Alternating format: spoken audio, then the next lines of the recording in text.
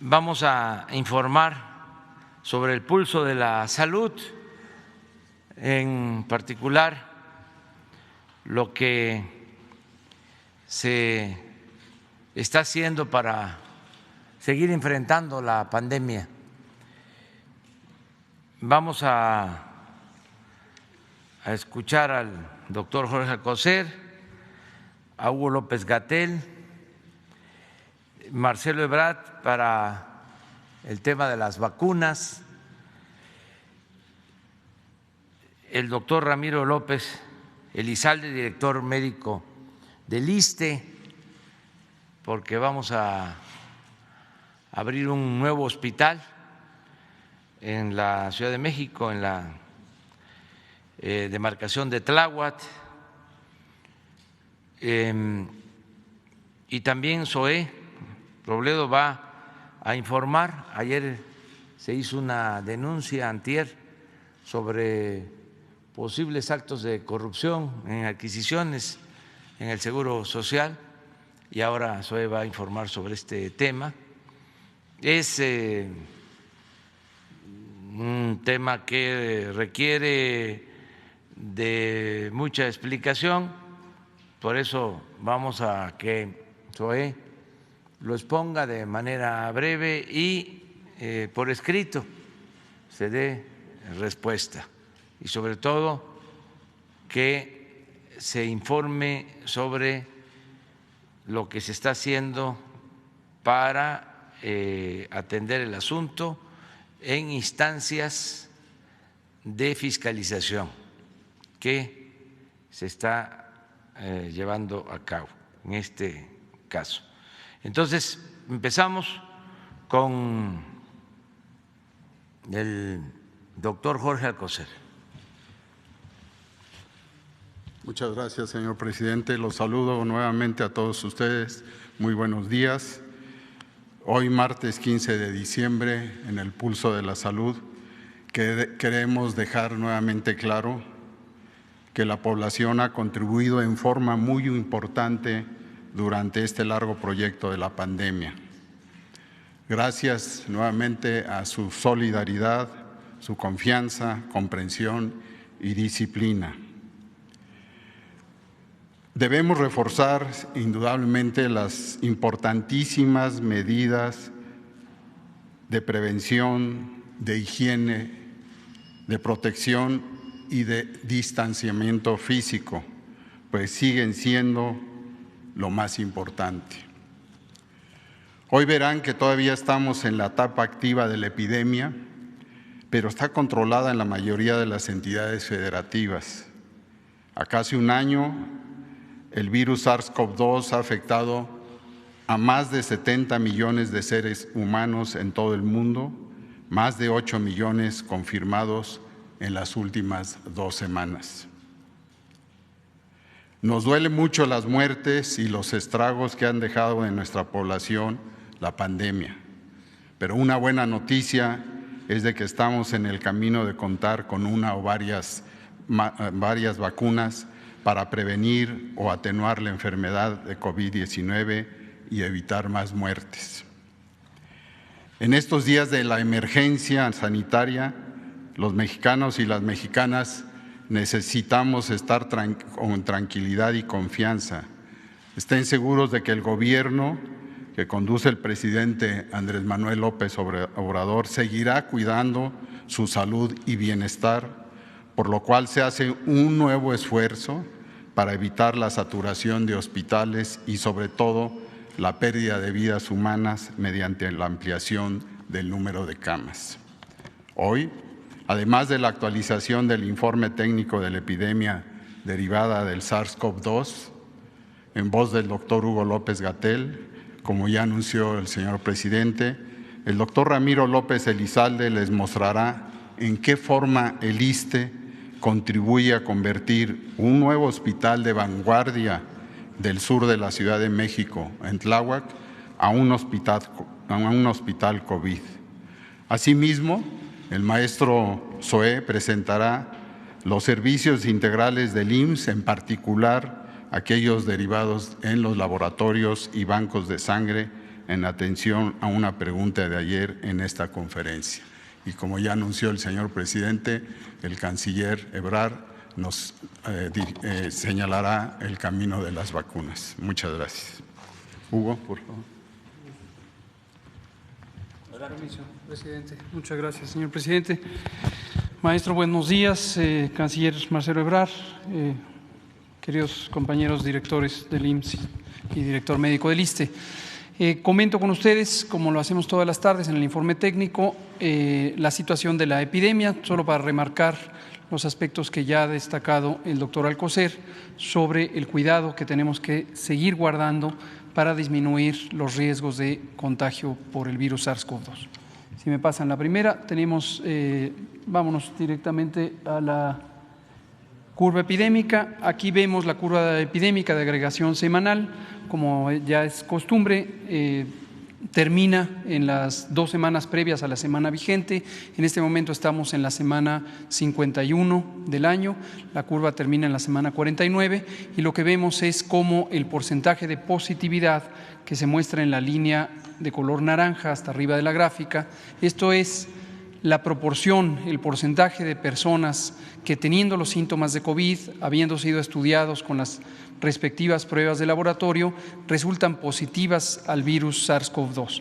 Esto ha estado fluctuando entre 38 a 43 a lo largo de los últimos 2 meses y en este momento está en 39%. Este índice es relevante porque lo que muestra es la actividad epidémica del virus SARS-CoV-2, su propagación a nivel del país y desde luego este indicador lo monitoreamos también para cada una de las entidades federativas. La siguiente, por favor. Y en esta otra curva, que ya también la presentamos periódicamente en el informe de las tardes, pero a veces también aquí los martes, lo que nos muestra es la trayectoria en el tiempo de la epidemia, es decir, la tendencia general. Y es una curva epidémica de los casos estimados, donde estamos incluyendo los casos que ya fueron confirmados, las personas que han sido demostradas con infección por el virus SARS-CoV-2, pero también nos anticipamos a los hechos, incluyendo las personas que son registradas por tener los síntomas compatibles con la infección por SARS-CoV-2 con la enfermedad COVID y un porcentaje de ellas, justamente lo que acabo de mencionar, 39% serán positivas al virus SARS-CoV-2, por lo tanto también las sumamos a esta curva. Y esto lo que nos permite es una vigilancia epidemiológica, como lo hemos hecho desde el inicio de la epidemia, más amplia, que nos permite reconocer los patrones de propagación. Lo que pueden ver de manera evidente es cómo llegamos a un punto máximo en la semana 29 del año, la última semana del mes de julio.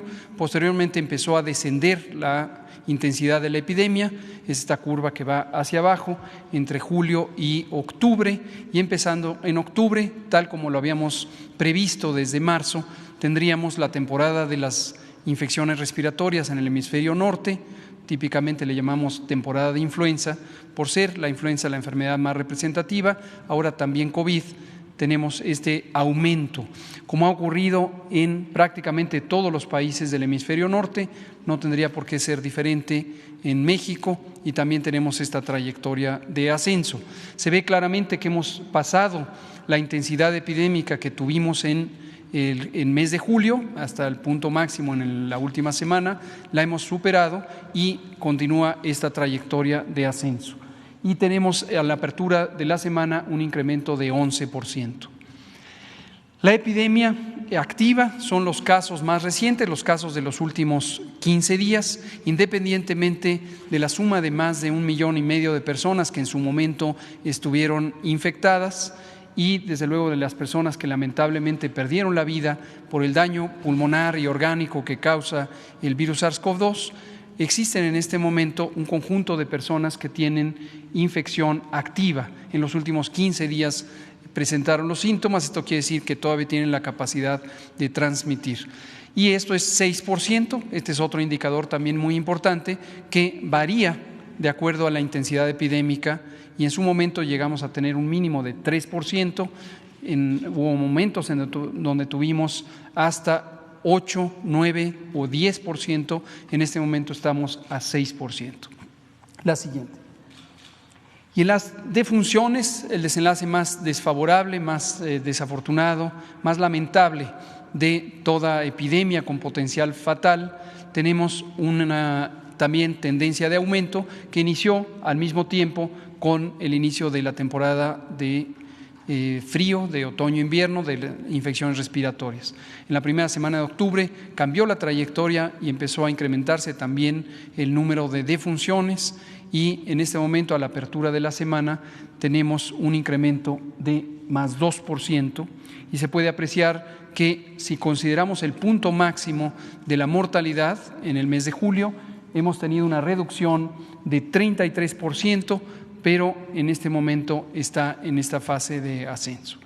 Y el último indicador relevante de uso general, si me pasan la siguiente diapositiva, es la hospitalización.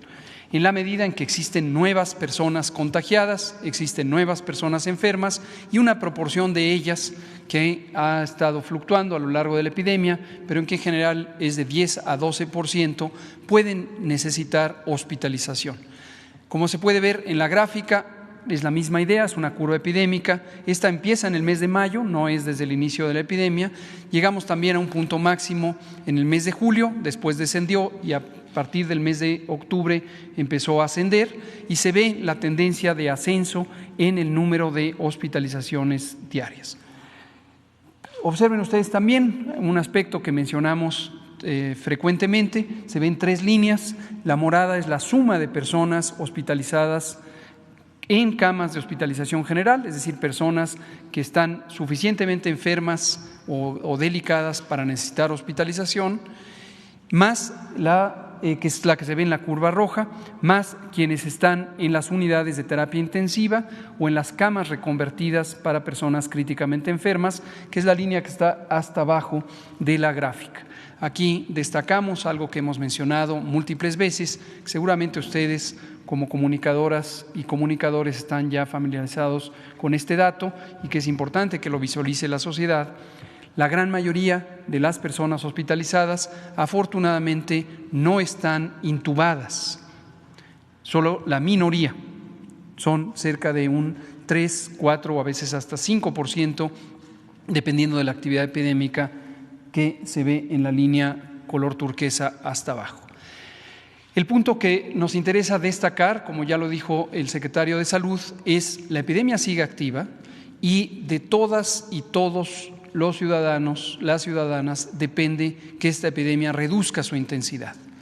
Cada persona tiene un entorno familiar, comunitario, social, que son con quienes nos relacionamos. Para reducir los contagios, hasta el momento no hay más fórmula que mantenernos a sana distancia. Y la sana distancia, como lo hemos dicho todo el año, tiene 2 implicaciones. Una es no salir de casa a menos que sea estrictamente necesario. Antes de salir de casa hay que reflexionar si esto es necesario. Decíamos ayer, vale la pena hacerse a la costumbre de, incluso frente a la puerta de casa, pensar un segundo pensamiento: ¿vale la pena que salga? ¿Es estrictamente necesario que salga? Si la respuesta es no, si no es algo que tenga que definirse ese día, algo de lo que dependa la seguridad, la estabilidad, la vida, el bienestar indispensable de quienes están en la casa o de uno mismo, mejor no salir, mejor quedarse en casa para evitar reunirse con otras personas. No importa si son conocidas, conocidos, si son familiares o son perfectamente desconocidos, la posibilidad de contagio es esencialmente la misma mientras estemos en relación con otras personas. Lo segundo es una perspectiva individual. Si es indispensable salir, hay que hacerlo con el máximo cuidado posible, pero no basta pensar que se hizo con cuidado, hay que tener activamente ese cuidado, primero reduciendo el tiempo en el que estamos fuera, ir específicamente a la actividad indispensable por la que se requiera salir.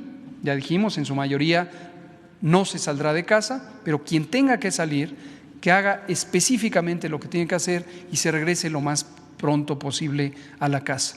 Y durante todo el tiempo mantenga una sana distancia personal, a 2 metros de distancia de todas las demás personas en la mayor parte del tiempo posible. Y hay espacios donde no es posible mantener esa sana distancia, por ejemplo, el transporte público, y entonces ahí cobra mucha mayor relevancia el uso del cubrebocas, recordando que el cubrebocas es un instrumento solidario, lo usamos para no contagiar a los demás, pero no tener la falsa sensación de seguridad de que porque ya tengo el cubrebocas no me voy a contagiar, porque eso es lo que lleva, y lo estamos viendo todos los días, cuando se realizan fiestas, cuando hay personas que salen, sienten que por usar el cubrebocas ya están protegidas, ya están protegidos. No es así, no es así. El cubrebocas se utiliza cuando no se puede mantener la sana distancia para proteger a las demás personas. Estas son las medidas y finalmente la esperanza. Las vacunas están en proceso. Muy próximamente vamos a iniciar, como lo anunciamos el martes próximo pasado, el Programa Nacional de Vacunación para prevenir el COVID. Esta semana ha sido de intenso trabajo. El grupo técnico de logística está afinando los detalles. Nuestro agradecimiento público siempre a las Fuerzas Armadas, tanto la Secretaría de la Defensa Nacional como la Secretaría de Marina, que son una parte muy sustancial de este grupo técnico de logística. Ayer empezó una sesión de trabajo larga en Coahuila. Mañana estarán aquí en la Ciudad de México para refinar los últimos detalles en las dos zonas de arranque de la vacunación. Recordar que esto es solo el arranque y ante la inquietud de el número de vacunas que en este momento se planea poner con la primera dotación, que será en los últimos días del mes de diciembre, no pensar que es toda la vacunación. La vacunación en México continuará sin descanso en el traspaso del año y durante 2021, como ya anunciamos, nos llevará varios meses en 2021 ejercer esta acción de vacunación. Tenemos también la potencial colaboración de otros sectores fuera del gobierno. Ayer tuvimos una muy productiva conversación con el Consejo Coordinador Empresarial, con su presidente Carlos Salazar, con su presidente de Comisión de Salud, Patrick Devlin, donde estuvimos identificando algunos detalles adicionales de cómo el sector privado, no solamente de salud, sino en general el sector privado, puede colaborar en este empeño, dejando muy en claro que esto no se trata de vacunar prioritariamente a dueños de empresas. Al contrario, se trata de una acción solidaria donde el sector privado nos puede ayudar a organizar la vacunación de las personas trabajadoras que están en esas empresas. Lo mismo, los centros educativos de educación superior son potenciales colaboradores para ampliar nuestra capacidad de hacerlo lo más rápido posible. Hasta el momento, con las vacunas ya contratadas, vamos a tener suficiencia para cubrir a toda la población.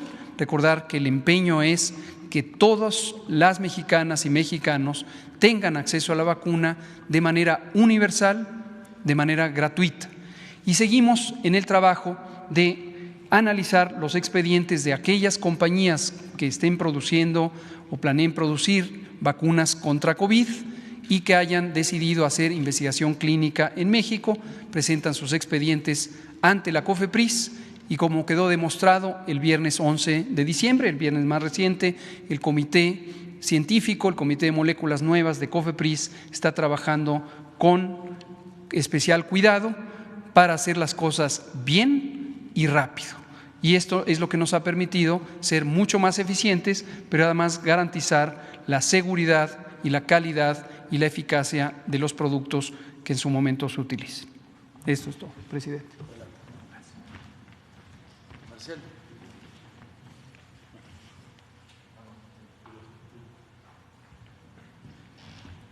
Sí, señor. Con su permiso, señor presidente, compañeros, señoras, señores. Bueno, muy breve. Primero, ¿cuál es el avance de los acuerdos respecto a vacunas que nos ha pedido el señor presidente a la Cancillería que participemos, que estemos comprometidos todos los días junto con el doctor Alcocer en esta tarea? Bueno, lo vamos a poner ahora el estatus. tenemos, solo para recordar la fecha de firma del acuerdo de precompra con cada una de esas posibles vacunas o proyectos de vacunas. Pfizer fue el 13 de octubre, el acuerdo final con pedido el 2 de diciembre. AstraZeneca, que sigue su curso, como recordarán ustedes, se va a hacer el llenado y envase en México. El día 13 de octubre se firmó el acuerdo de precompra, el día también 13 de octubre se fincó el pedido. CanSino, el día 13 de octubre se firmó el acuerdo de precompra, el día 9 de diciembre se firmó ya el pedido. COVAX, recordarán ustedes que es el portafolio de vacunas multilateral. México suscribió el acuerdo de precompra el 31 de agosto y el acuerdo final se firmó el 18 de septiembre. Estatus de estas 4 iniciativas: acuerdo y pedido establecido. Pfizer, ya no agregaría yo mucho, ya es del conocimiento de ustedes que fue autorizado el día 11, fue autorizado en Estados Unidos, también en México el día 11, y se espera ya el arribo, como lo explicó el doctor López-Gatell, en este mes de diciembre del primer paquete de 125,000 dosis. Después pasaríamos a los estudios fase 3 en México, que es importante tenerlo presente. CanSino, la fase 3 inició en octubre y ya han participado hasta fecha 6,000 voluntarios. Janssen, Estados Unidos, fase 3 está implementada en México, inició el 29 de noviembre y ya han participado 400 voluntarios. Y tenemos 3 que ya presentaron ante COFEPRIS o están en el momento que COFEPRIS les dé su autorización, que es Novavax, que es norteamericana, CureVac, muy importante, es alemana, es una tecnología parecida a la de Pfizer, y la rusa, que también ya ingresó su documentación ante COFEPRIS. En el momento que COFEPRIS autorice, tendríamos en total 5 vacunas en fase 3 en México, que ese fue el compromiso que hizo el gobierno de hacer todo el esfuerzo para que esto se lograra. No necesariamente iba a ser así. Entonces, en coordinación con el doctor Alcocer y su equipo, pues esto es lo que se comprometió y es lo que se está cumpliendo. Tendríamos 5 vacunas en total en fase 3 en México. Ofertas que se han recibido, es decir, que hemos buscado en todo el mundo, que ya está también en manos del sector salud: Janssen, CureVac, Moderna, que se va a analizar el día 17, Sinovac y Novavax. Todas esas ya tenemos las ofertas que se fue a buscar que esas empresas hicieran, las propuestas. Ya el sector salud decidirá cuáles son útiles, cuáles no y en qué cantidad, pero ya está cumplido. Y quisiera yo, solo para terminar, si me lo permite, señor presidente, agradecer a todos los países cuyas banderas aparecen por las donaciones que nos hicieron para apoyar a los estados de Chiapas y Tabasco con motivo de las recientes inundaciones que tuvimos. Muchas gracias a todos los países que nos apoyaron. Todo esto está en una página de internet, es un registro, y tenemos más de 40 países que nos hicieron favor de respaldarnos. ¿Sería cuánto, señor presidente? Muchas gracias.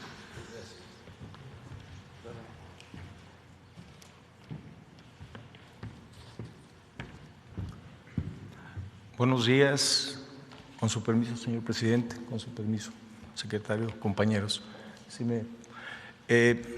Una de las encomiendas que nos pidió el señor presidente al darnos la confianza de estar al frente del servicio médico del ISSSTE fue eficientar los servicios y dar efectividad en la atención a los derechohabientes. Hoy por hoy estamos felices porque estamos presentando de alguna manera parte de la responsabilidad de dar esa eficiencia. Estamos presentando el nuevo Hospital General que se encuentra en el sureste de la Ciudad de México, es una de las zonas más pobladas. Si me permiten el video creo que puede dar orientación rápida en un minuto. Nuestro gobierno está comprometido y cumple. Por eso hoy el gobierno federal entrega al pueblo de México, cuando más lo necesitamos, el hospital del ISSSTE más moderno de Latinoamérica, con una inversión superior a los 2.300 millones de pesos. El Hospital General del Sur, que cuenta con... Nuestro gobierno está comprometido y cumple. Por eso hoy el gobierno federal entrega al pueblo de México, cuando más lo necesitamos, el hospital del ISSSTE más moderno de Latinoamérica, con una inversión superior a los 2.300 millones de pesos. El Hospital General del Sur, que cuenta con 35,000 metros cuadrados de construcción, con 35 especialidades médicas, 250 camas sensables y 150 no sensables, 35 consultorios y 8 quirófanos. Una obra al servicio del pueblo de México que beneficiará a más de 1 millón de derechohabientes del ISSSTE y habitantes de la zona de Tláhuac. El presidente Andrés Manuel López Obrador y su gobierno cumpliendo la misión de mejorar la vida del pueblo de México. ISSSTE, Gobierno de México. A la siguiente. Como ven ustedes, va a ser un hospital que contará con 400 camas. De esas 400, 250 serán camas sensables, 150 no sensables. Contará con una sala de hemodiálisis. Hoy por hoy estamos convencidos que no hay mejor alternativa que la prevención. Sabemos nosotros que la insuficiencia renal en nuestro país, y bueno, no solamente en nuestro país, sino en todo el mundo, es una situación, es un reto a vencer. El tema de la diabetes mellitus, la hipertensión arterial, el sobrepeso en nuestro país ha generado que cada vez, lamentablemente, existan pacientes con esta enfermedad. Lo que tenemos que hacer una vez que el paciente está con una patología de esa naturaleza es darle una atención lo más digna posible. Tenemos esta sala con 50 espacios que de alguna manera permiten que el paciente esté con una calidez y una calidad de atención extraordinaria, que no se den turnos a deshoras de la madrugada, donde parte del problema que tiene el paciente todavía estresarlo más con los tiempos. Tiene 42 consultorios, 8 quirófanos, me da la siguiente. Va a contar con 32 especialidades que van a atender más de 156,000 consultas por año, 8 quirófanos, con la proyección de atender más de 7,000 cirugías por año. 4 quirófanos de estos serán para cirugía general, 1 de cirugía ambulatoria, 1 de urgencias, una sala de hemodinamia. Este es también un parteaguas. Una de las principales causas también de enfermedad de los mexicanos, las mexicanas, son las enfermedades cardíacas y la enfermedad vascular cerebral.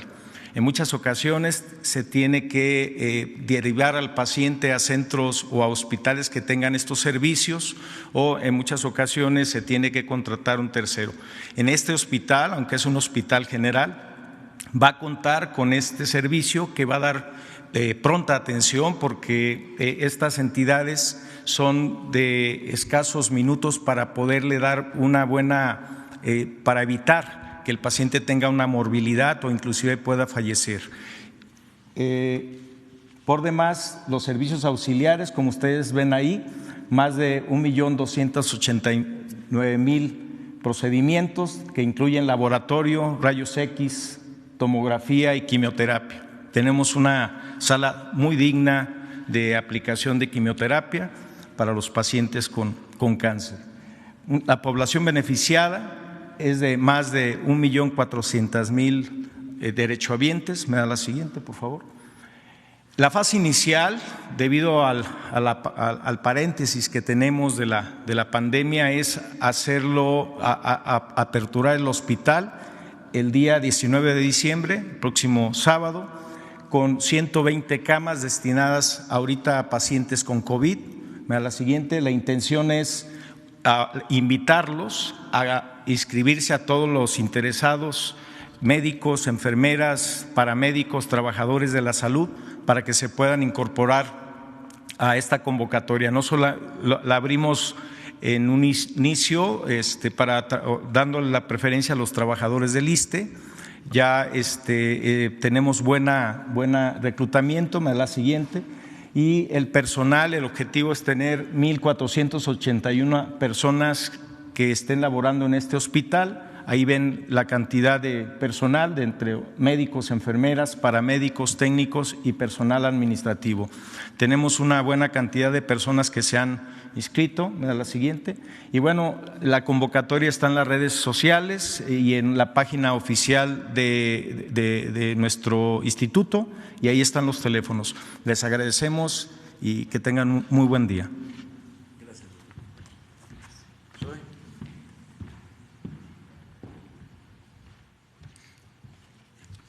Con su permiso, señor presidente, muy buenos días a todas y a todos, señores secretarios, colegas. El día de ayer, aquí en la conferencia mañanera, el periodista Marco Olvera hizo una serie de preguntas, 16 en total, todas enfocadas respecto a un tema: si el IMSS ha contratado empresas que han sido sancionadas o se han estado investigadas, particularmente para dos servicios: el de laboratorios diagnósticos y el de banco de sangre. Hay que decir que esto no es una historia nueva, esto lleva muchos años, e incluso aquí, en este mismo salón de tesorería, en junio se hizo una explicación y una aclaración muy amplia, pero siempre es una buena oportunidad para volver a explicar qué ocurre y de dónde viene esta situación. ¿Se me pueden poner la primera? Lo primero que habría que decir es que desde su fundación en 1943, el Seguro Social daba de manera directa estos servicios, es decir, compraba los equipos, tenía insumos, las pólizas de mantenimiento y demás.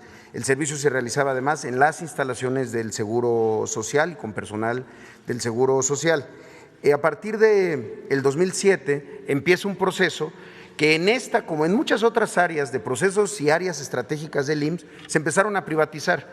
Fue una suerte de privatización silenciosa en áreas estratégicas que en muchos casos pusieron en enorme vulnerabilidad al instituto frente a proveedores, lo mismo en temas de infraestructura, y no es la excepción.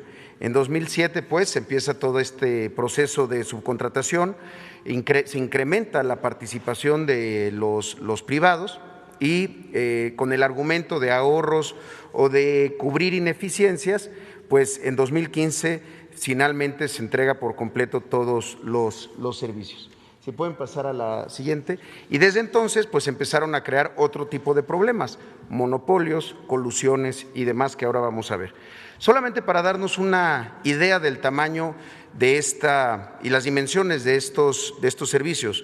En el caso de laboratorios, en el Seguro Social, en 556 laboratorios clínicos se conforman cerca de 374 diferentes estudios, se realizan 600,000 estudios todos los días, diario, y 192 millones de estudios al año.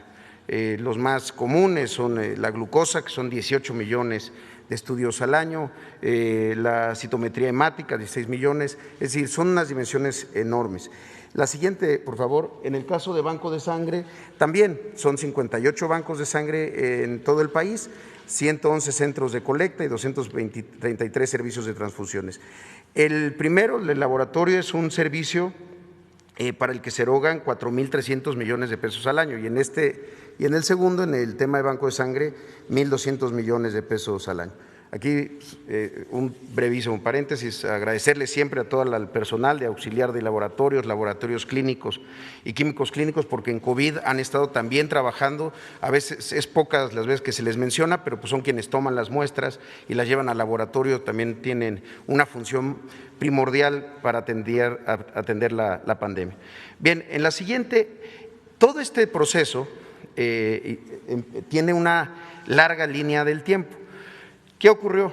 En el año 2016, en marzo, se difundió en varios medios de comunicación posibles prácticas indebidas y acuerdos entre proveedores para segmentar el mercado para una licitación. Es decir, a partir de grabaciones y demás, esto fue muy difundido, se podía exhibir que se estaban poniendo de acuerdo en una suerte de pacto de no agresión para repartirse una licitación para la adquisición de servicios integrantes, en particular de laboratorio. El 10 de marzo, a partir de esta denuncia, el 10 de marzo, el propio IMSS presenta una denuncia, pero la presenta ante la Comisión Federal de Competencia Económica, la COFESE, el órgano regulador de competencia que además pues había sido recientemente creado. ¿Cuál es el planteamiento de esa denuncia? Pues que había una práctica monopólica en virtud que diversas empresas, por conducto de sus representantes legales o directivos, pues se estaban poniendo de acuerdo dentro de ese proceso de licitación. En abril de ese mismo año, 2016, se amplía la denuncia y la COFESE emite un acuerdo para el inicio de las investigaciones de manera formal. Es hasta 2 años y 7 meses después, en noviembre del 2018, que la COFESE dicta un acuerdo de conclusión de la investigación, que no la resolución. Solamente dice ya concluyó la investigación y se publica en el Diario Oficial. Y es el 15 de febrero de 2019 cuando la COFESE también emite un dictamen de probable responsabilidad y por lo que solicita al Pleno de este órgano que se encarga de evitar este tipo de prácticas, regula la competencia económica, para ordenar el emplazamiento y un procedimiento en forma de juicio, pero todavía no resuelve. Y el 18 de junio de este año ya, aquí también en la conferencia vespertina, producto otra vez de una publicación que argumentaba lo mismo, el IMSS está contratando empresas que están siendo investigadas. Se presentó toda una explicación. Hay un problema, cuando se está investigando a una empresa, esto no le impide participar y eso es problemático para nosotros, sobre todo porque habíamos presentado una denuncia en 2016 y pasan 4 años y 3 meses hasta que en julio de este año COFESE finalmente emite su resolución. Una resolución en donde se imponen multas a 11 personas morales, a 14 empresas. Multas que tampoco lo sancionan en términos de poder seguir participando y trabajando, solamente son multas. Una de las 16 preguntas que hizo ayer su colega Marco fue ¿a qué se debe la demora de COFESE? ¿Por qué se tardaron 4 años? Pues nosotros nos preguntamos exactamente lo mismo, porque durante toda esa etapa, pues las empresas siguieron participando en licitaciones, no solo en el IMSS, en muchas otras instituciones. El problema es que el resultado de las resoluciones de la COFESE, con todo y que es la autoridad reguladora la que debería evitar que haya monopolios, tampoco impiden ni limitan la participación de estas empresas. Se dio cuenta y se dio vista a la Secretaría de la Función Pública y sabemos que hay un expediente y que se está trabajando en él. Pero aquí el problema es que incluso las propias instituciones que tenemos para evitar esto emiten resoluciones pues que son multas altas, sí, son 600 millones de pesos entre estas 14 empresas, pero que no implican que puedan seguir operando. Entonces, esa es la situación hasta el momento. Como lo ha indicado el presidente, les vamos a dar respuesta puntual a las 16 preguntas el día de hoy, si nos permite, a través de Jesús, para que esto se aclare, porque ha sido recurrente. La siguiente, por favor. Una de ellas era, bueno, ¿y qué está haciendo el Seguro Social? Varias cosas, y son procesos complejos, pero que estamos decididos a lograrlo. Una, recuperar muchos de estos servicios y hacerlos de manera institucional. Un caso ejemplar, digamos, un caso emblemático de esto son las centrales de mezcla en donde se preparan los tratamientos oncológicos para pacientes con cáncer y también antibióticos y la alimentación parenteral.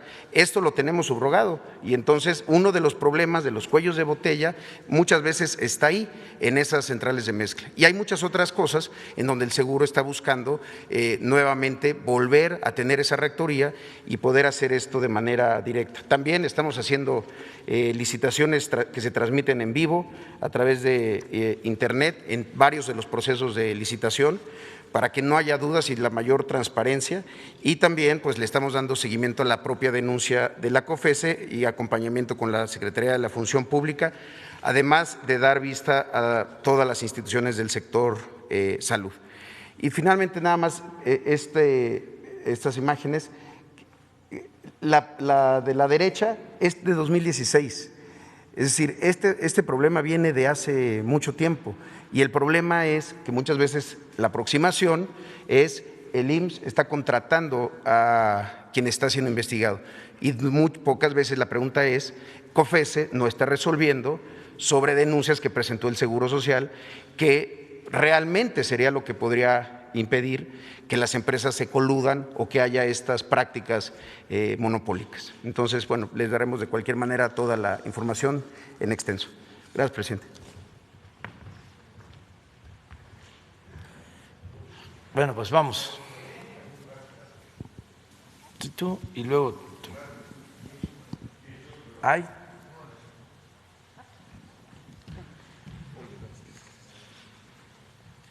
Sí, pero empezamos con ella. Okay. Buenos días, gracias por la palabra. Soy Caterina Morbiato, del sur de Guerrero. El 30 de noviembre pasado, campesinos del municipio de San Miguel Totolapan, Guerrero, impidieron que militares, elementos de la Sedena, destruyeran sus plantíos de amapola. La semana pasada, el comandante de la 9ª Región Militar, Eufemio Ibarra Flores, dijo que los plantíos ilegales serán erradicados sin excepciones. En ese contexto, señor presidente, quiero preguntarle cómo se van a coordinar los programas de la Secretaría de Bienestar y de la Secretaría de Agricultura con las campañas de erradicación de amapola para no dejar a las comunidades sin recursos. Y también, ¿qué responde usted a la petición de las comunidades de que no se destruyan sus plantíos? También hay comunidades que denuncian que no las están incluyendo en el programa Sembrando Vida por ser identificadas como comunidades con alto índice de violencia y de siembra de amapola. Con esos antecedentes, ¿cómo se planea evitar un conflicto social en la Sierra de Guerrero, que además es una de las zonas más necesitadas de México? Gracias. Pues es muy buena tu reflexión y pregunta. Tenemos que ir sustituyendo esos cultivos. Es un plan que se tiene. Vamos a procurar que lleguen los programas de apoyo, sobre todo el Sembrando Vida, a toda la Sierra de Guerrero. La gente se dedica a estos cultivos porque no hay opciones, no hay alternativas, lo hacen en muchos casos por necesidad. Entonces vamos a profundizar en ese plan de ir sustituyendo la siembra de marihuana, de amapola, por maíz, por frijol, por árboles frutales, maderables. Ese es el objetivo del programa de apoyo al campo, tanto el programa, la acción que está dirigida a transferir fondos directos a los campesinos, sean comuneros, ejidatarios o pequeños propietarios, la producción para el bienestar, y el programa Sembrando Vida, que ya beneficia a más de 400,000 sembradores en todo el país, que constantemente, mes con mes, están recibiendo un apoyo, un jornal para cultivar sus parcelas.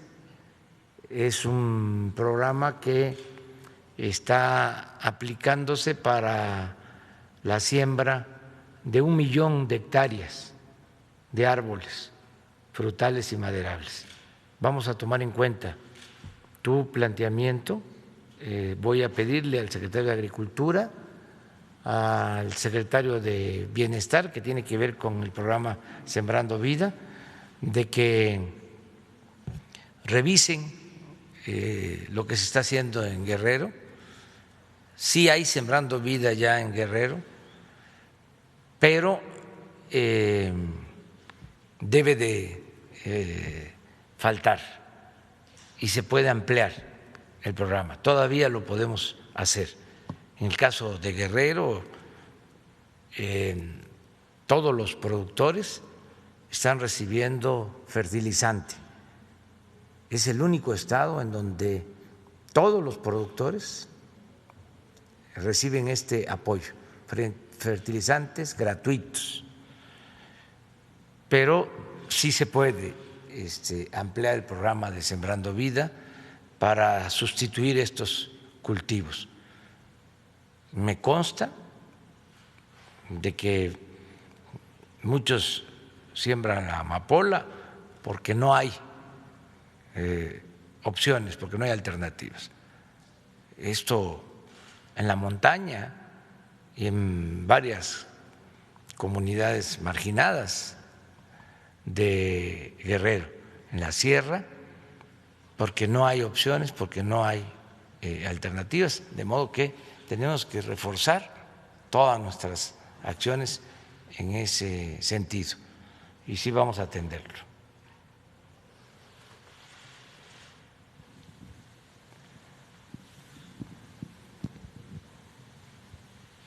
Gracias. Buenos días, señor presidente. Julio Mar Gómez, de Medios Digitales de Pacífico, de Baja California Sur, corresponsal principalmente de Los Cabos, ¿no?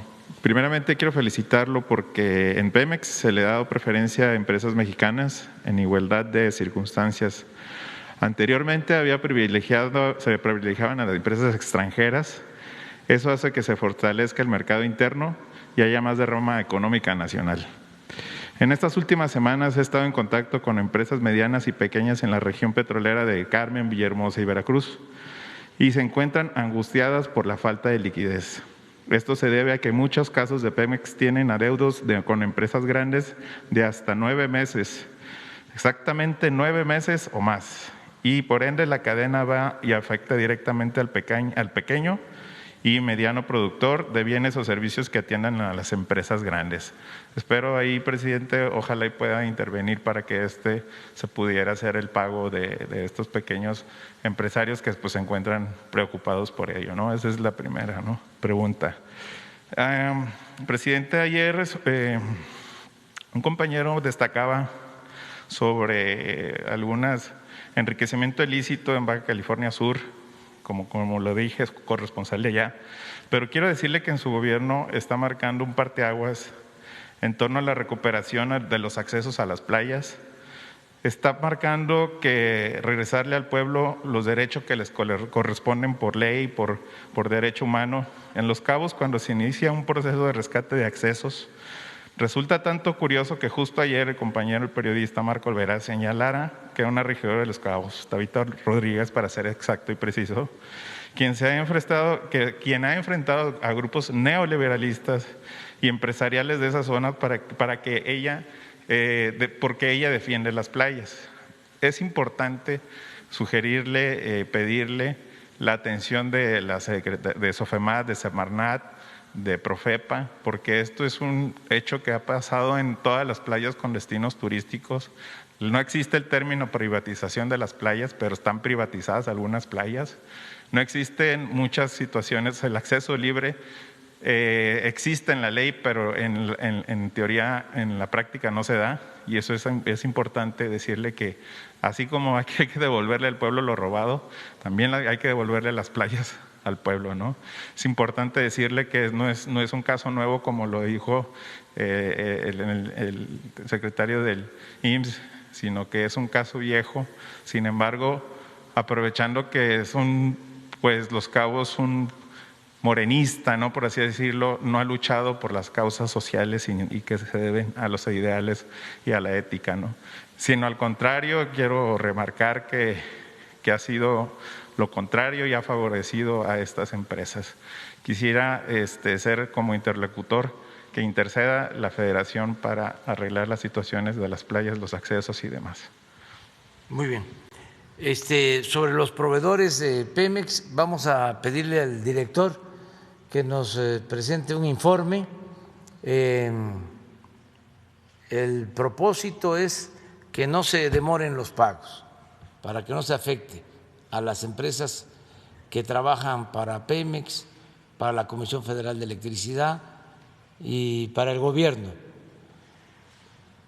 que se les pague, y algo muy importante, que no haya corrupción, que no haya extorsiones, que no haya moches, que no haya influyentismo, que no te voy a pagar hasta que no des tu mordida.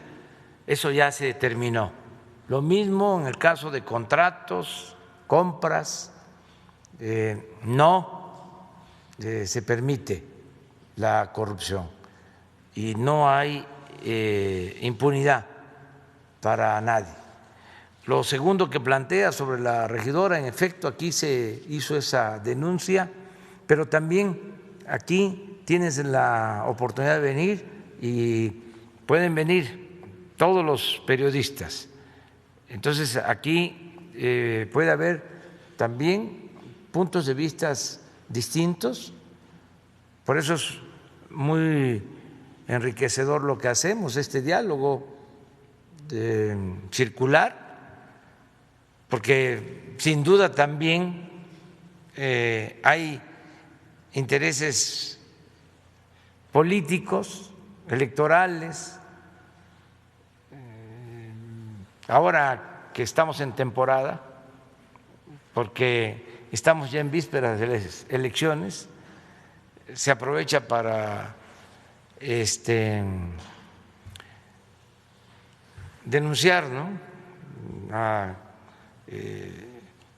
posibles futuros candidatos, aspirantes o suspirantes, y se piensa que con eso se descalifica, ¿no?, a las personas,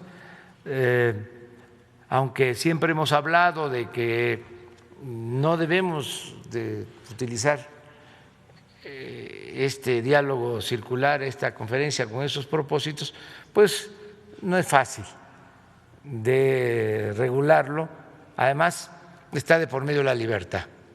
Entonces, tenemos que poner por encima de todo la libertad antes que cualquier otra cosa, ¿no? Entonces, que todo el mundo se exprese y que los que nos escuchan, los que nos ven, sean los que al final de cuentas, con información, decidan y tengan ya su criterio propio, ¿no?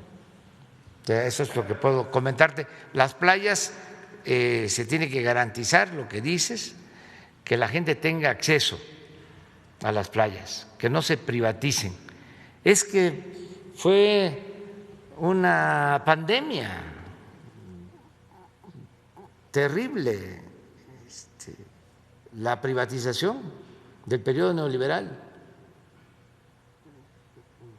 Privatización como sinónimo de corrupción. Miren esto del Seguro Social. Subrogar, privatizar todos los servicios del seguro. Lo mismo los servicios del ISSSTE.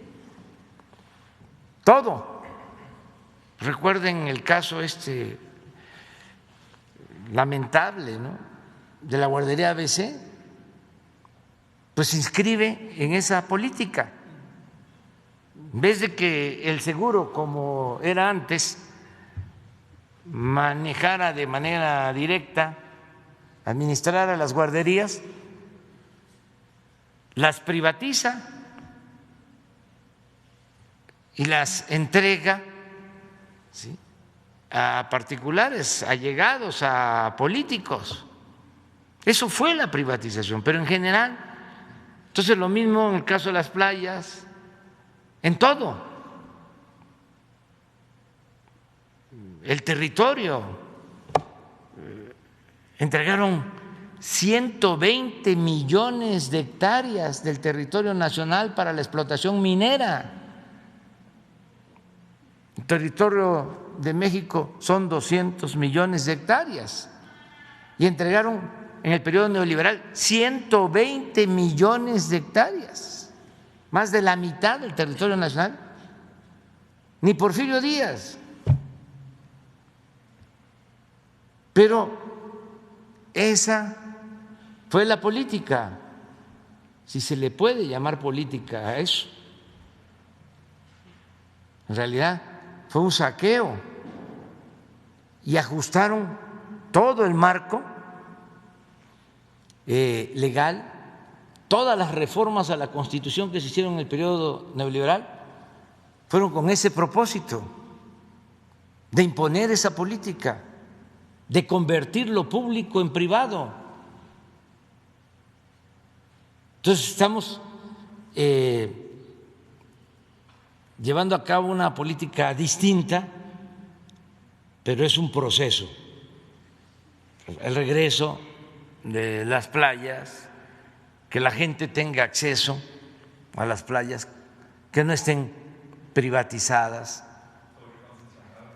y estamos avanzando en ese propósito.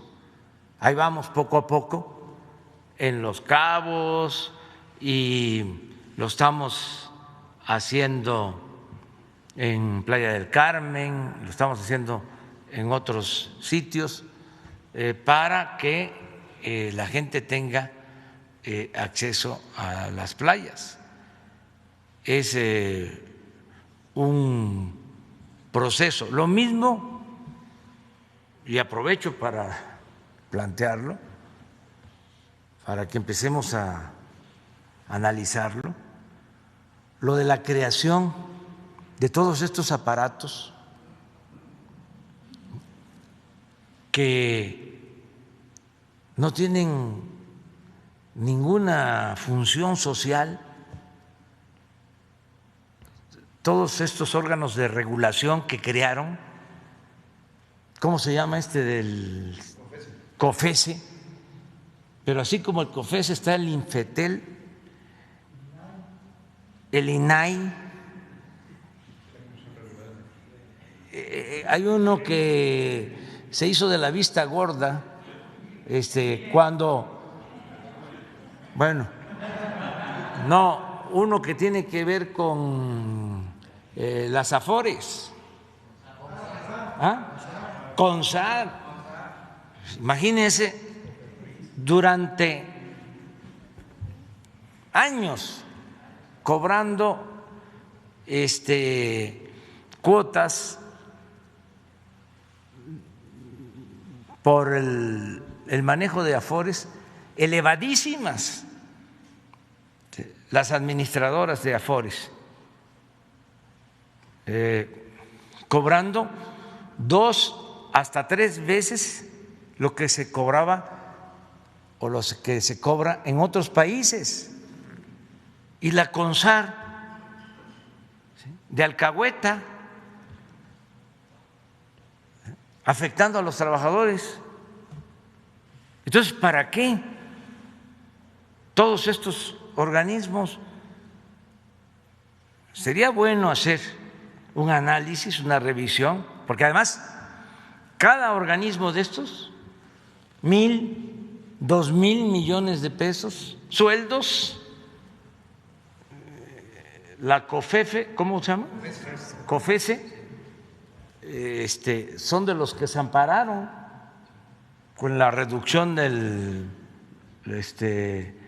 los sueldos para servidores públicos. Deben de estar ganando 400,000 pesos mensuales.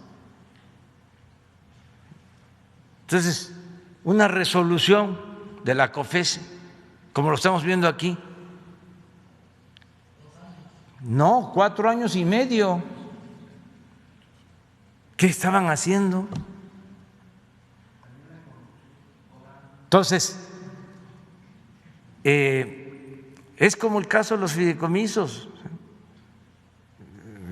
Hubo debate y todos defendiendo la corrupción, y que se iban a quedar sin las becas los científicos, los artistas. Nadie se ha quedado sin su apoyo. y nos ahorramos muchísimo dinero. Nada más en CONACYT, más de 90 fideicomisos, y cada fideicomiso un aparato administrativo. Entonces, esto también hay que revisarlo,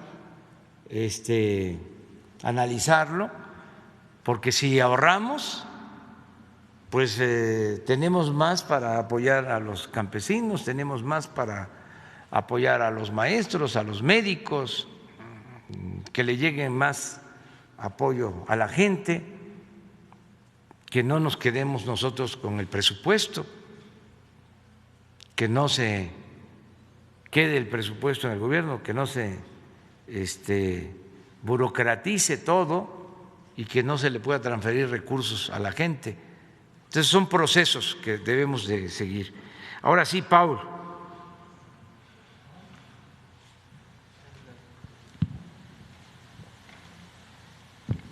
Buen día, presidente, funcionarios. Paul Velázquez desde Los Mochis, ni uno más, ni un corrupto más en gobierno. Presidente, el pasado jueves 8 de octubre yo le planteaba la importancia de que se presentara aquí en la mañanera una exposición sobre la extinción de los fideicomisos. A las 2 semanas aquí puntualmente se presentó el estatus que guardaban los mismos. Pero ante el desconocimiento de la nueva distribución del presupuesto, por decir así, las nuevas reglas del juego, la Comisión Ejecutiva de Atención a Víctimas, que atiende a niños, mujeres y hombres vulnerados, víctimas y violentados de este país, informó por oficio público hace más de un mes que detiene todo apoyo a sus víctimas por temor ante la desaparición del fideicomiso del cual depende. La Comisión Ejecutiva de Atención a Víctimas, apoyo a las víctimas en refugio, alimentación y medicamentos que no se tienen en el apoyo del IMSS, ISSSTE o el INSABI. La Comisión Ejecutiva aún se encuentra sin titular. Presidente, 2 peticiones ante esta situación. Sigue tomada sus instalaciones, hay algunos abusivos que exigen beneficios pero violentan los derechos de los demás. Es necesaria la intervención de un sistema de gobierno para liberarla y que ésta pueda funcionar al 100%. Pero en base a la segunda petición, presidente, en que usted ha dicho que ningún beneficiario quedará desamparado, y lo acaba de comentar hace un momento, ¿puede usted instruir a la Secretaría de Hacienda y Crédito Público que comunique a la Comisión Ejecutiva la certeza de los recursos para cerrar el año?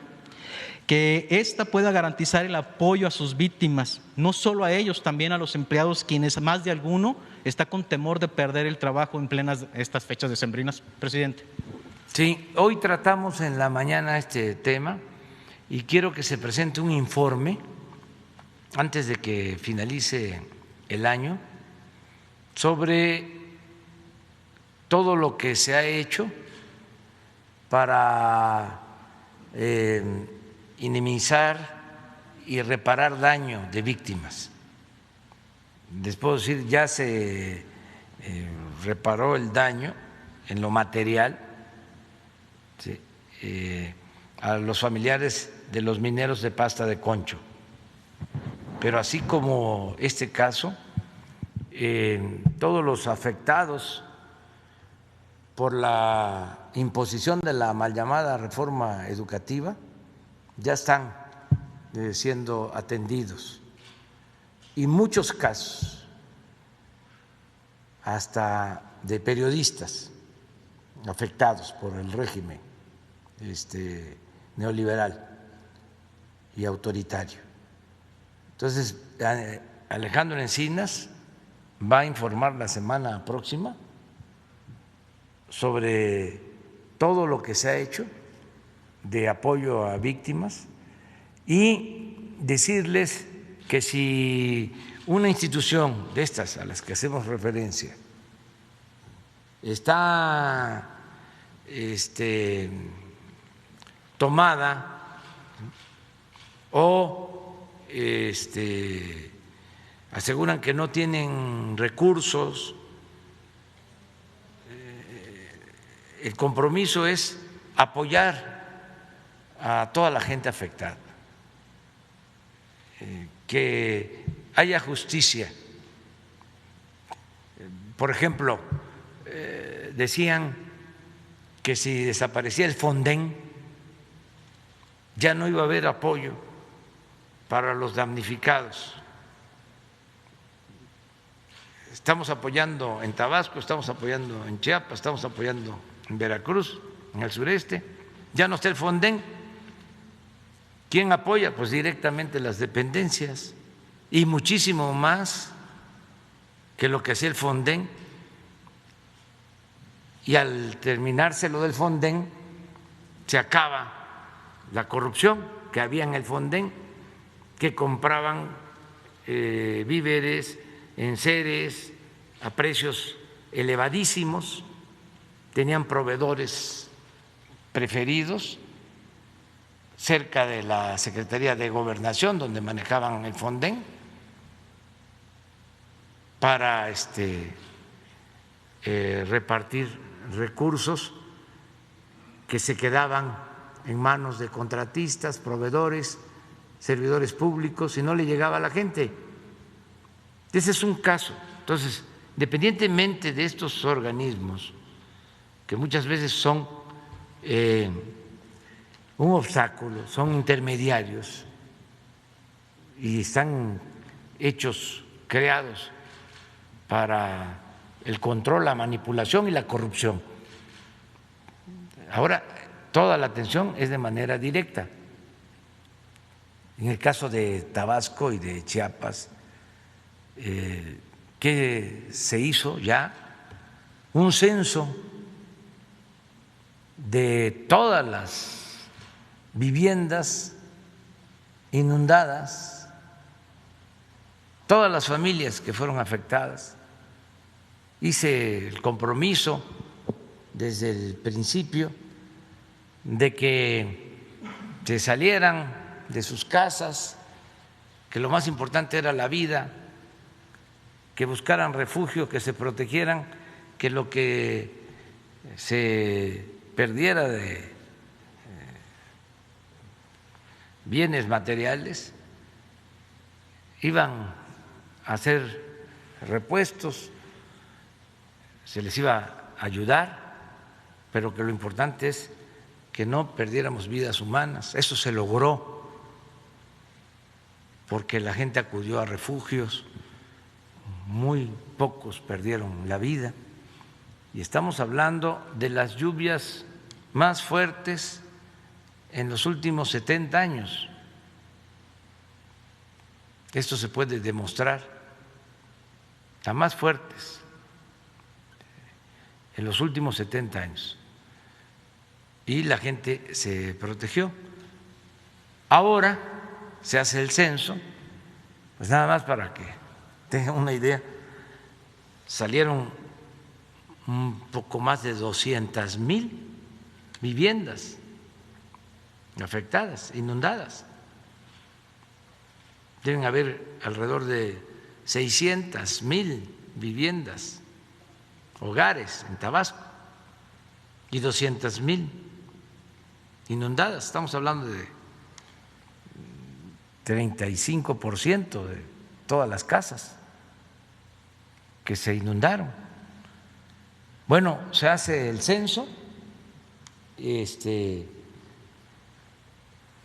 antes de eso, pues el rescate, el sacar el agua, el controlar la inundación, el atender a la gente con alimentación,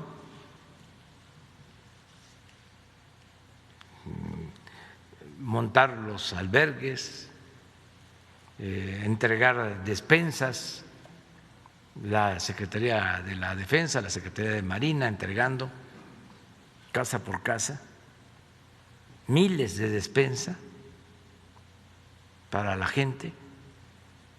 Ahora se hace el censo y se están entregando 10,000 pesos por familia para la limpia de las casas, de las 200,000, de manera directa a partir del censo que se realizó. Y luego vienen ya los enseres.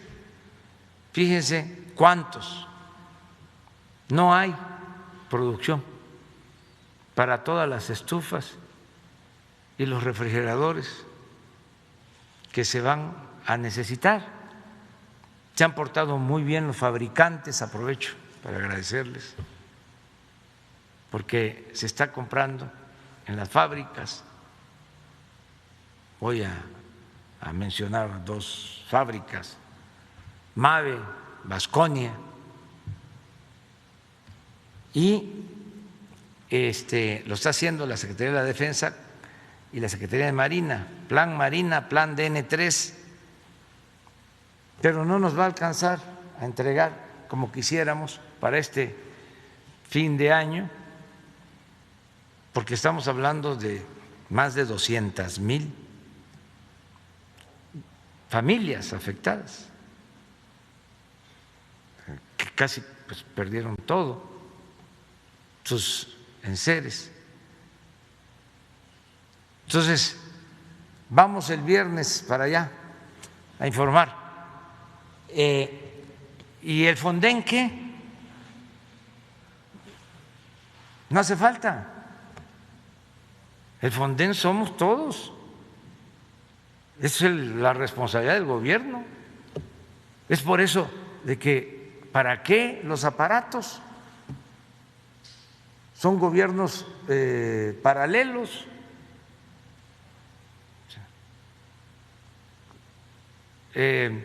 ¿Por qué la CONSAR, si existe Hacienda?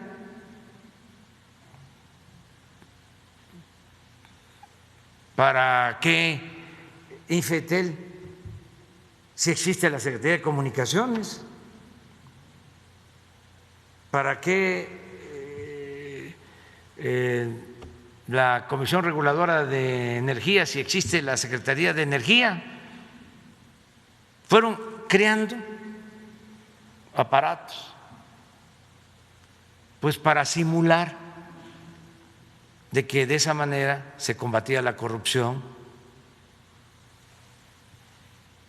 y al final pues una gran cantidad del presupuesto se queda en estos aparatos burocráticos. Entonces sí vale la pena una revisión, pero bueno. Es un compromiso en que la Comisión… Es un compromiso apoyar a todos los afectados, el hacer justicia. Sin decirle nombre, aquí hay un periodista que depende y sus medicamentos tienen una medicación muy fuerte y no ha podido tener el respaldo ni de SEAD a través de esto, ni de las instituciones de salud de México. Lo va a tener. Les voy a poner un caso. Un maestro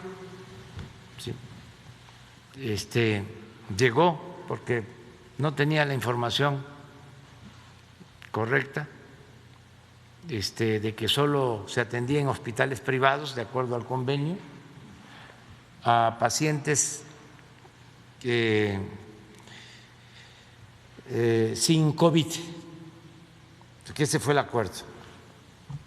Y llegó a un hospital privado, el ABC, lo atienden, desgraciadamente no lo pueden salvar, fallece y sus familiares se quedan con una deuda de 3 millones de pesos, un poco más. Aquí Leti Ramírez conoce esto, pero bueno, es todo lo que hacemos constantemente. Bien, los familiares, que además el hijo, además de perder a su padre, queda con la deuda y con la exigencia de que pague. Entonces hablamos con los dueños del hospital, se portaron bien y hubo una disminución, una reducción considerable. Y ya se autorizó en Gobernación, ahí donde se atiende a familiares de víctimas, que se les ayude a esta familia. Entonces depende de las circunstancias en que se presentan los casos. Entonces, si un periodista o cualquier ciudadano, cualquier persona requiere de atención médica, pues es un derecho constitucional. Está en el artículo 4 de la Constitución, el derecho a la salud. Y lo tiene que garantizar el Estado. Si el ideal que tenemos y queremos convertir en realidad es que el mexicano tenga seguridad desde la cuna hasta la tumba, desde que nace hasta que muere, de que se llegue a una determinada edad y se tenga una pensión, se haya trabajado en una empresa o no se haya trabajado, nada más al tener una edad, como es en Dinamarca, como es en Suecia, como es en los países nórdicos donde está establecido el estado de bienestar. Y desde luego el derecho a la salud, o sea, es la pensión y atención médica y medicamentos gratuitos, desde la educación pública gratuita en esos países. Ese es el ideal, eso es lo que quisiéramos. Hablaba yo con Zoé de cómo garantizar que todos los mexicanos tengan seguridad social, porque no se tiene. Hay muchos casos, los productores de caña dicen, no sacamos nada, nos roban hasta en la balanza, pero no dejamos la caña por el seguro. Mucha gente valora lo del seguro, muchos jóvenes no toman el camino de las conductas antisociales, no se van con las bandas, trabajan en las minas en el norte por el seguro. Entre más bienestar y seguridad social haya en México, más paz y más tranquilidad vamos a tener. Entonces, el ideal es ese, que podamos garantizar a todos el derecho a la salud, el derecho a una pensión digna. Imagínense una persona que va envejeciendo, ¿de qué vive si no tiene una pensión, si no tiene la seguridad social? Bueno, se ve, es el periodismo, los periodistas, lo saben también los actores. Vino Jesús Ochoa a plantearnos algo parecido. Los deportistas, beisbolistas que fueron estrellas y que se quedaron sin nada porque no les daban seguridad social y siguen en algunos casos sin tener la seguridad social. Un beisbolista en Estados Unidos de grandes ligas, después de estar jugando 10 años, si se retira, tiene su pensión.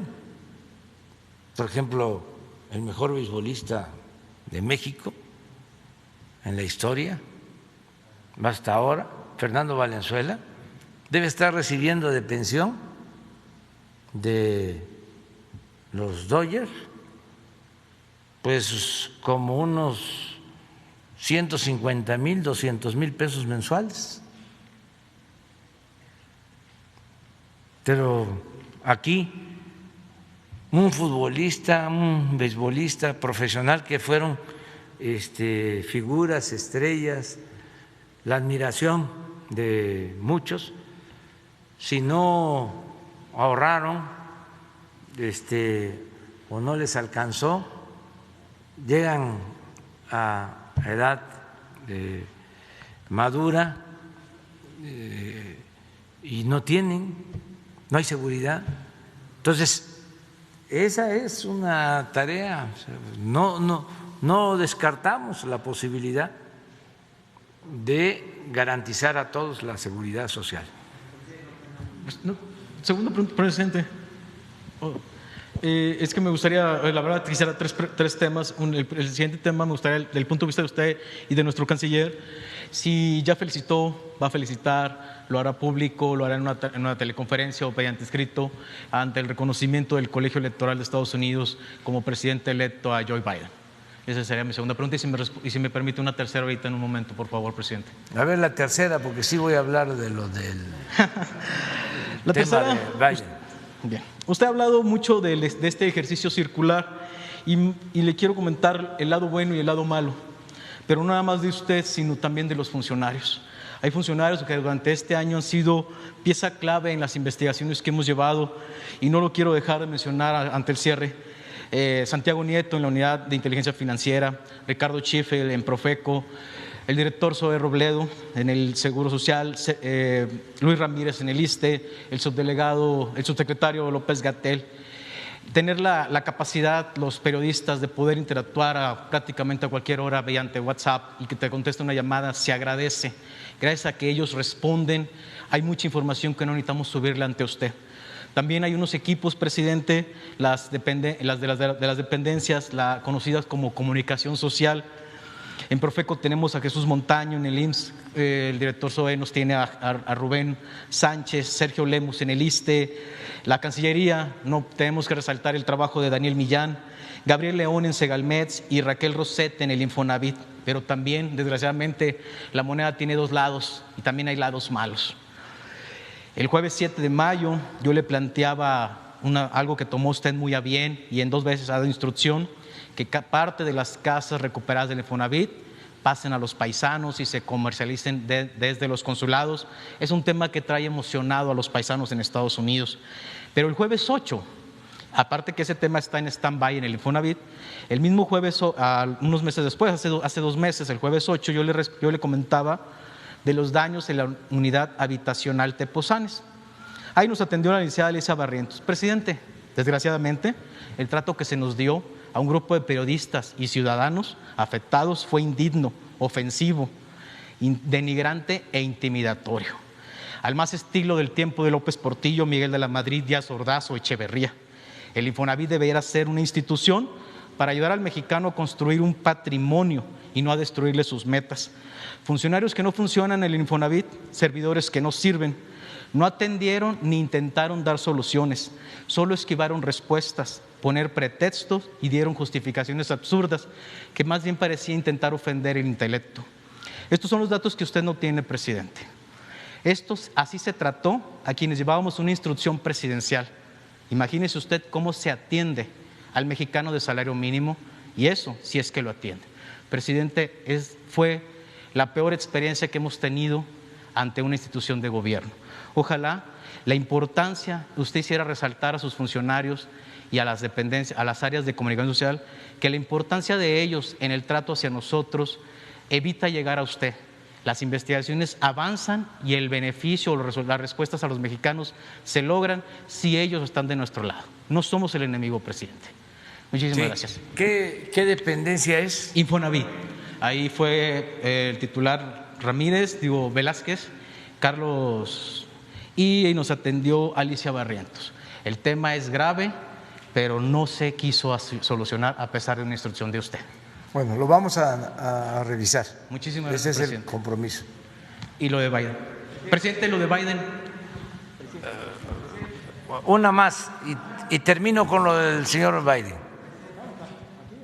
Los dos. Rápidamente, presidente. Carlos Guzmán de Eva Noticias. Retomando el tema inicial de este martes de la salud, sí me gustaría, si el canciller o el doctor Gatell o el maestro Zoé nos quieren contestar esta pregunta. Si ya hay calendario específico para la llegada de las vacunas de Pfizer, ya que en Estados Unidos ya se está haciendo el procedimiento, en Inglaterra ya se tiene la aplicación de las vacunas. Si es que en México ya tiene fecha tentativa para la llegada, ¿dónde llegarían y cómo sería inicialmente el día de vacunación, tanto en Coahuila como en Ciudad de México? A ver.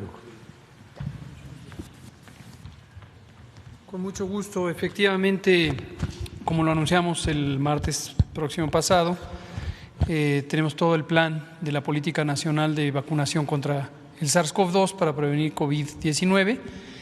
Hemos destacado, me gustaría volverlo a destacar antes de responder esto puntualmente, la importancia de tener esperanza, saber que existe ya en el mundo un mecanismo de protección específica y que el Gobierno de México hizo todos los esfuerzos y logró lo que han logrado otras naciones, sobre todo los países industrializados, que es tener acceso oportuno a estas vacunas.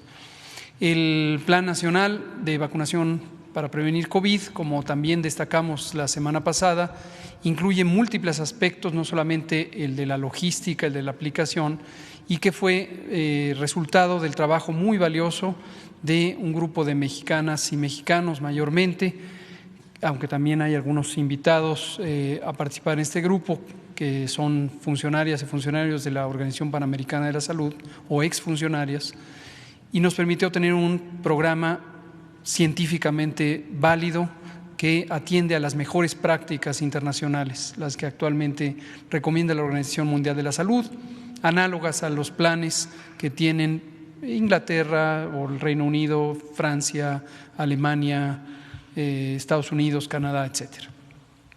Y con la aprobación por parte de COFEPRIS, que le otorgó la autorización de uso en emergencia a la vacuna de Pfizer, se inicia ya también todo el proceso regulatorio de la autorización en su momento de los ensayos clínicos para aquellas compañías que han deseado hacer ensayos clínicos en México, y ahora también las autorizaciones de uso en emergencias de los productos de prevención.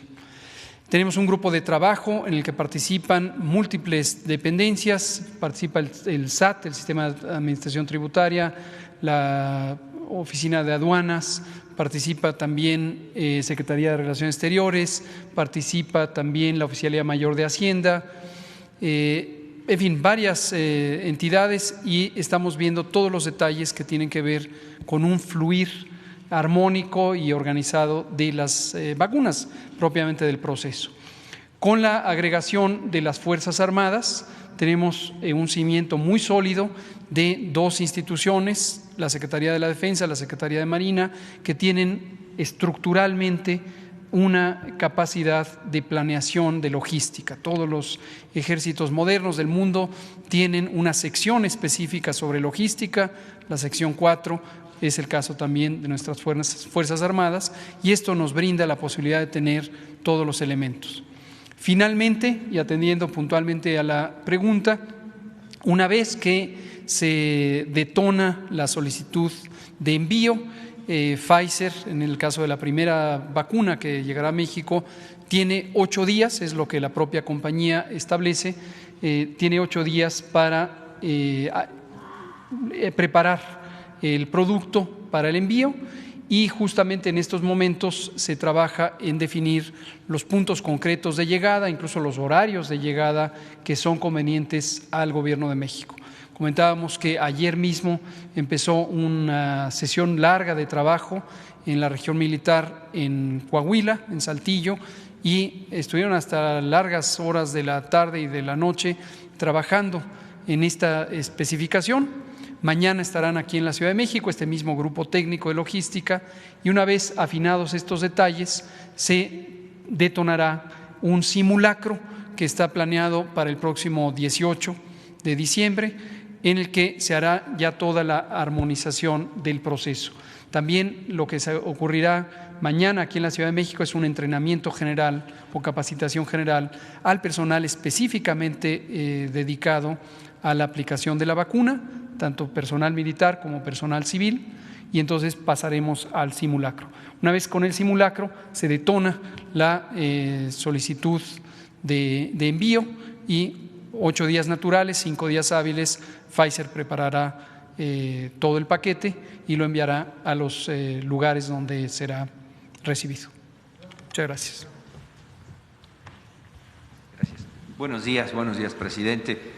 Tiene que ver también con Guerrero, Puerto Marqués. Usted en campaña y como presidente se reunió con al menos representantes de 50 familias de Puerto Marqués que están esperando una indemnización que ya está en la Secretaría de Hacienda, ya está en la Secretaría de Comunicaciones y Transportes y en Gobernación, pero les dan largas, son cerca de 250 millones de pesos. Hay un cheque que no se los pueden transferir porque está el COVID. Ahí usted podría intervenir para que ya se solucione esa situación, presidente. Esa es mi primera pregunta, si me permite, presidente. Sí, vamos a verlo. Hoy mismo tenemos respuesta sobre eso. Presidente, y la Suprema Corte de Justicia da una nueva prórroga al Congreso de la Unión, al Poder Legislativo, para despenalizar el uso de la cannabis. Es hasta el 30 de abril. En todo el país hay una organización, fundamentalmente el Movimiento Canábico Mexicano, que está realizando ya de manera articulada una desobediencia civil pacífica. Se trata de marchas, de paseos ciclistas, de arte, porque así como se aprobó este dictamen que se convierte en minuta al enviarla a la Cámara de Diputados, se detecta que se sigue violentando los derechos humanos de los consumidores, de los pacientes, de la investigación, en fin, el libre desarrollo de la personalidad, presidente. ¿Usted qué tiene que decir al respecto? ¿Hay posibilidades de modificar esta ley? Tanto es así que ya la Corte tuvo el tino de decirles a los legisladores, tienen todavía más tiempo para poder enmendar este error que cometieron de alguna manera los senadores al enviar una iniciativa de esa índole, presidente. Sí, yo creo que se detuvo y se pidió esa prórroga al Poder Judicial, a la Suprema Corte, porque no hubo tiempo de hacer una revisión. No se pusieron de acuerdo las cámaras y se terminó prácticamente el periodo, pero son asuntos de forma, diría yo, no de fondo. Yo creo que en el periodo ordinario se va a resolver. Eso le podría yo decir a quienes están demandando ya una definición. No hay oposición a lo que autorizó el Senado sobre el uso medicinal, el uso limitado de la marihuana. Es nada más un asunto de errores, vamos a decir, que se cometieron, falta de precisión sobre cantidades y demás. Y no pueden haber contradicciones en la misma ley.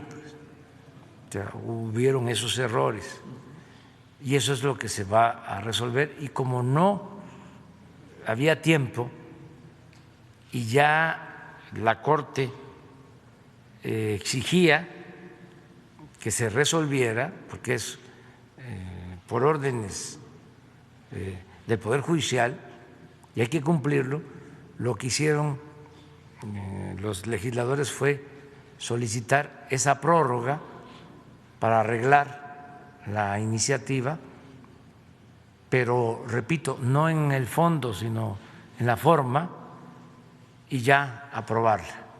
Eso es lo que puedo yo informar. Muy bien, presidente. Y por último, mi última pregunta, que tiene que ver con la compañera, que tiene que ver con la amapola. Más allá de un programa de Sembrando Vida, de árboles frutales, maderables y demás, también tiene que ver con un detonante que ahí está quieto y están activos de alguna manera los grupos guerrilleros. El Ejército Popular Revolucionario está en la sierra, en la montaña, el ERPI, la guerrilla y la narcoguerrilla. ¿Qué hay en su gobierno para precisamente terminar con este tipo de cultivos, presidente? Y sobre todo con la guerrilla, porque ahí no se han expresado de alguna manera. Antes había atentados, se lo adjudicaba uno u otro grupo. ¿Qué tiene usted de reporte sobre los grupos guerrilleros en nuestro país, presidente? Que hay tranquilidad y paz en todo el país, todo el territorio. No tenemos ninguna información de grupos armados, guerrilleros en el país. La gente está optando por la participación ciudadana pacífica, está sintiéndose representada por el gobierno como nunca, de modo que no existe una oposición al gobierno, una oposición armada, ¿sí?, en ninguna parte del territorio. Lo que tenemos pues son las bandas de la delincuencia organizada, pero es otro asunto completamente distinto. En el caso de la guerrilla no hay información, no hay indicios de su presencia, repito, en ninguna parte del territorio nacional. Hay paz, hay tranquilidad, hay gobernabilidad y lo más importante, hay confianza en el gobierno. Yo puedo recorrer todo el país sin guardaespaldas, sin ir en carros blindados, y en todos lados hay respeto al gobierno, cosa que agradezco mucho, porque a todos nos conviene llevar a cabo los cambios de manera pacífica en beneficio del pueblo. El gobierno representa a todos, a ricos y a pobres, pero tiene una misión especial: ayudar de manera preferente a los pobres. Y yo creo que en eso coincidimos todos los mexicanos, de que se debe de atender a todos, se debe de escuchar a todos, respetar a todos, que haya un auténtico Estado de Derecho, que no haya abusos de autoridad, que no haya corrupción y que se actúe con humanismo. Es decir, que se ayude al necesitado, que se ayude al pobre, que se ayude al desposeído. Entonces, esa es la esencia de el gobierno que represento. Yo termino informándoles que una vez que terminó la sesión del Consejo Electoral en Estados Unidos y hubo una resolución que tomaron en favor de el señor Biden. Una vez que se terminó ese proceso, por la noche envié una carta al señor Biden, presidente electo de los Estados Unidos de América. Dice así, la leo porque me confirmó el secretario de Relaciones Exteriores, Marcelo Ebrard, de que en la noche se entregó y que ya la recibió, si no, no lo haría. La carta dice: estimado señor Biden, escribo este texto para felicitarlo por el triunfo que le otorgó el pueblo y que le ha refrendado le han refrendado las autoridades electorales de Estados Unidos de América. Como usted recordará, nos conocimos hace cerca de 9 años y desde entonces le expresé de manera personal y en una carta el ideal de transformar a México y el propósito de desterrar la corrupción política, causa principal de la dolorosa desigualdad y de la violencia que padecemos. Nuestros países están vinculados por la vecindad y a nuestros pueblos los hermanan la historia, la economía y la cultura. Por ello, los gobernantes debemos esforzarnos en mantener buenas relaciones bilaterales fincadas en la colaboración, la amistad y el respeto a nuestras soberanías. Tenemos la certeza de que con usted en la presidencia de Estados Unidos será posible seguir aplicando los principios básicos de política exterior establecidos en nuestra Constitución, en especial el de no intervención y autodeterminación de los pueblos. Le expreso también mi reconocimiento ante su postura a favor de los migrantes de México y del mundo, lo cual permitirá continuar con el plan de promover el desarrollo y el bienestar de las comunidades del sureste de México y de los países de Centroamérica. Considero que de esta manera nadie se verá obligado a abandonar su lugar de origen y podrá vivir, trabajar y ser feliz con su familia, entre su gente, con su cultura, y así lograremos construir la solución definitiva a los flujos migratorios desde y a través de México hacia Estados Unidos. Espero que próximamente, señor Biden, se presente la oportunidad de hablar de este y de otros asuntos. En tanto, le reitero nuestra felicitación y le deseo la mejor de las suertes por el bien de su pueblo y de nuestras naciones. Un saludo afectuoso. Esta es la carta que enviamos. Ya después hablamos de todos estos temas. Bueno, si les parece, mañana hablamos también de lo de la embajadora Marta Bárcena, a quien estimamos mucho, respetamos mucho. Mañana, si les parece. Muchas gracias. Muchas gracias.